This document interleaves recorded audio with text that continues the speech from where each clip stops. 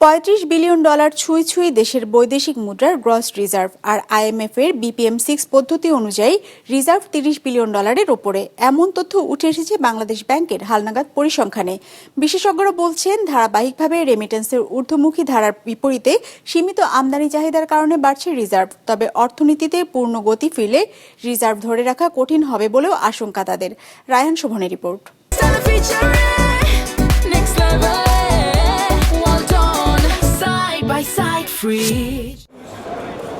দেশে ধারাবাহিকভাবে বাড়ছে বৈদেশিক মুদ্রার রিজার্ভ। বাংলাদেশ ব্যাংকের হালনাগাদ তথ্য অনুযায়ী দেশের বৈদেশিক মুদ্রার গ্রস রিজার্ভ পৌঁছেছে $3,486 কোটি। চলতি বছরের শুরুতেও যা ছিল $3,243 কোটি। সেই হিসাবে মাসের ব্যবধানে রিজার্ভ বেড়েছে $200 কোটি ওপরে। IMF এর BPM6 পদ্ধতি অনুযায়ী ধারে দেওয়া অর্থ বাদ দিয়ে দেশে বৈদেশিক মুদ্রার মজুদ আছে $3,010 কোটি, যা গেল মাসের তুলনায় $226 কোটি বেশি। আমাদের রেমিটেন্সে একটা ভালো প্রণোদনা দেওয়া হচ্ছে এবং ইলিগাল চ্যানেল দিয়ে আর আসছে না।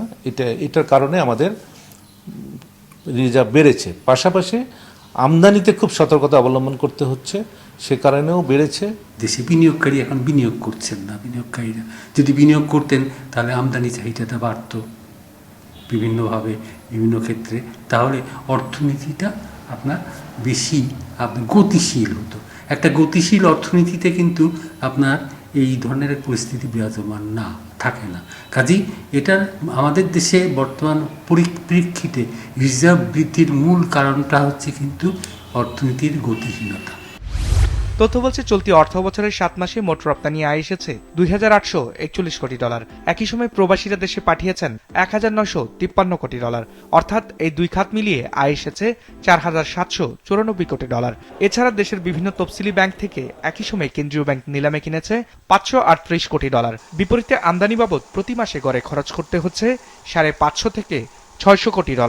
আমদানি চাহিদা মেটানোর পরেও আমি কি রিজার্ভটা বাড়াতে পারছি কিনা, যদি পারি সেটাই আমাদের সফলতা হবে। কারণ আমরা একটা গতিশীল অর্থনীতি তৈরি করতে চাই। কারণ গতিহীন অর্থনীতি নিয়ে তো আপনি দেশের আমরা এখন প্রবৃদ্ধি বলেন, কর্মসংস্থান বলেন, সব কিছুতেই আমরা এখন তলানিতে পড়ে আছি, কোনো বাড়ছে না, তাই না?